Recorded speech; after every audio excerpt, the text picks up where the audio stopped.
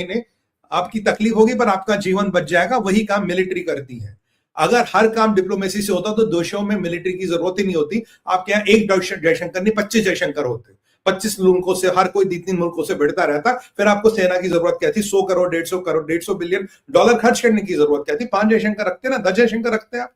मैं नहीं कह रहा हूं जयशंकर साहब did not do a fantastic, is a fantastic fantabulous man, but एक लिमिट है उनकी सीमा की जहां मिलिट्री शुरू होती है। मैं भी एक जनरल साहब के साथ बैठा था न्यूज चैनल पे 9 बजे, वो लड़ चुके हैं, जनरल साहब लड़ चुके 1971 में, कह रहे हैं नहीं अब मिलिट्री लानी पड़ेगी भाई, अब डिप्लोमेसी खत्म है, उनको बांग्लादेश को मैसेज भेजना पड़ेगा। मैं ये नहीं कहता बांग्लादेश से युद्ध करो, पर बांग्लादेश को ये जरूर बोलना पड़ेगा लक्ष्मण रेखा कहां है। अगर ये सीमा पार हुई जो मेरे हिसाब से हो चुकी है, यूनिस तेरे घर तक आ जाएगी और तेरे सेना तक आ जाएगी। बांग्लादेश की सेना को बोलना पड़ेगा मारे अपने दूतावास के लोग को निकाल ले।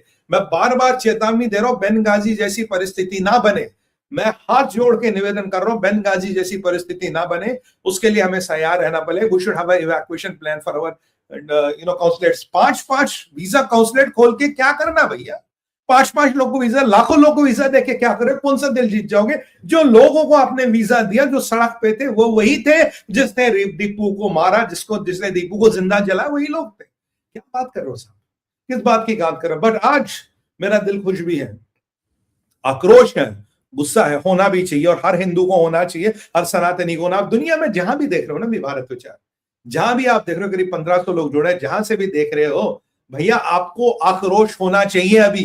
अगर आप में आक्रोश नहीं तो आप में हम में कोई कमी है, बात नहीं बनेगी। ऐसे ऐसे ऐसे भारत इतना अखंड भारत था, इतना सिमट गया, 50 साल बाद पता लगा इतना रह गया, फिर इतना रह गया। We are losing land, we are losing legitimacy, we are losing control. मैं सच कह रहा हूं आपको। और आज दिल खुश इसलिए हुआ माननीय भागवत जी के कथन से।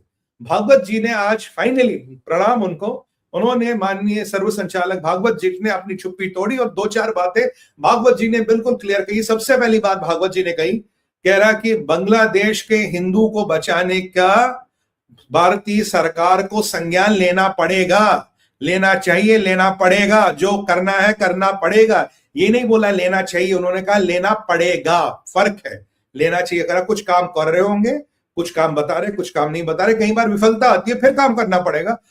यानी कि पहली बार मोहन भागवत जी कह रहे हैं जो बांग्लादेश में हमारा हिंदू है उसको बचाना पड़ेगा और भारतीय सरकार को, मोदी जी की गवर्नमेंट को एक्शन लेना पड़ेगा। एक्शन है मिलिट्री वाला भाई, एक्शन है मिलिट्री वाला। अब एक्शन सिविलियन विविलियन वाले से कुछ बात नहीं बनेगी, मिलिट्री एक्शन लेना पड़ेगा तो लेना पड़ेगा साहब, कुछ करना पड़ेगा, भागवत जी ने कहा। दूसरा स्टेटमेंट भागवत जी का इंपॉर्टेंट, कह रहा वहां के हिंदुओं को संगठित रहना पड़ेगा। जो मैं हिंदू भाइयों से अपील करता हूं, आप संगठित रहिए, अलग अलग मत रहिए। मैं आज कहता हूं बांग्लादेश का कहानी खत्म।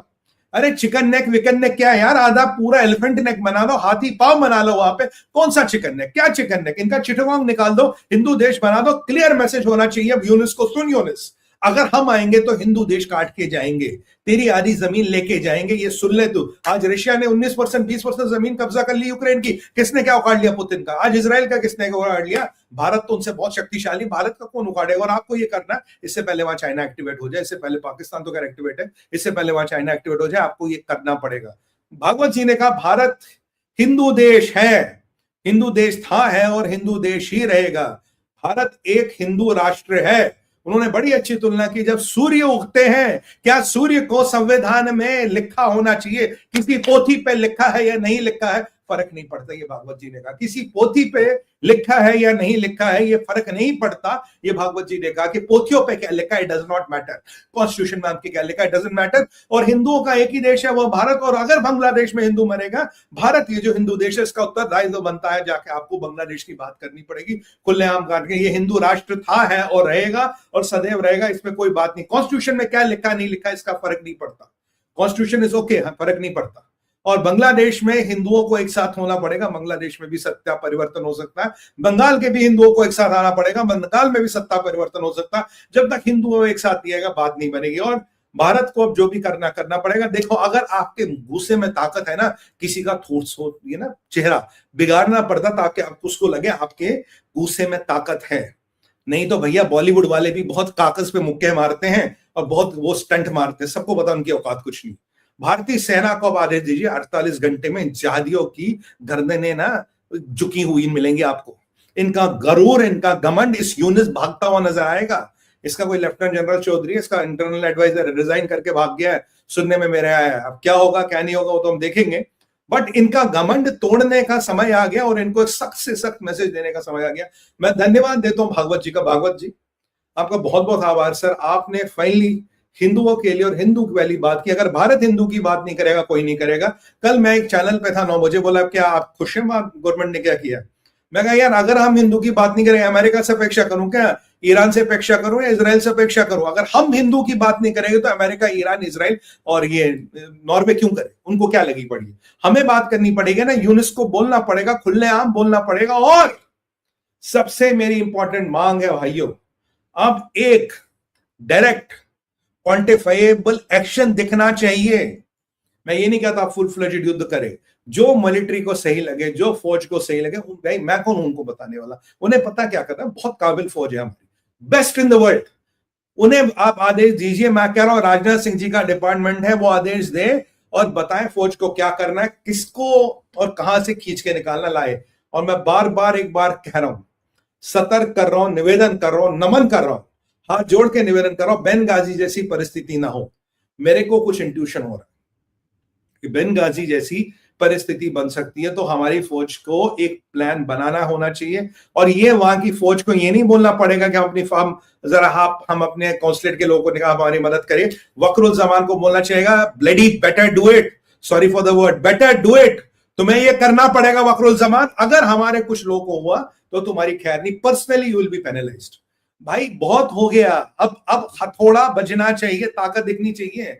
और मोहम्मद जी ने एक और बात कही, बोला संघ को भाजपा की नजर से मत देखो। ये बहुत बड़ा स्टेटमेंट है, संघ को भाजपा की नजर से मत देखो। मैं कह रहा हूं भागवत जी को इतना बड़ा स्टेटमेंट देने की जरूरत थी? मतलब आज भागवत जी कह रहे हैं कि सरकार को करना पड़ेगा, छुप्पी का वांसा नहीं है। ये नहीं कह सकते बंगाल का इंटरनल प्रॉब्लम है, हमें क्या उससे लेना देना, हमारे नहीं, आपके यहाँ घर में आएगी भाई साहब, क्या लेना देना, क्या मतलब? अगर ऐसे होगा तो यहाँ झादियों को संरक्षण मिलेगा, झादियों को प्रोत्साहन मिलेगा, कहीं सरकार भी क्या हम कुछ भी कर लेंगे। सिंदूर नहीं, जनरल साहब ने एक बड़ी अच्छी बात बोला, ऑपरेशन तंदूर चलाना पड़ेगा। सिंदूर नहीं, ऑपरेशन तंदूर, ऑपरेशन तंदूर चला के इन सबका निपटारा करना पड़ेगा। और बांग्लादेश की इतनी औकात नहीं होनी चाहिए कि भारत के साथ वो दो हाथ लगाए, इतनी औकात बांग्लादेश की नहीं होनी चाहिए। और ये भागवत जी का स्टेटमेंट, संघ को भाजपा की नजर से मत देखो, पॉलिटिकल डाइसेक्शन करो तो 1 घंटा निकल जाएगा, पर आप लोग सब समझदार हैं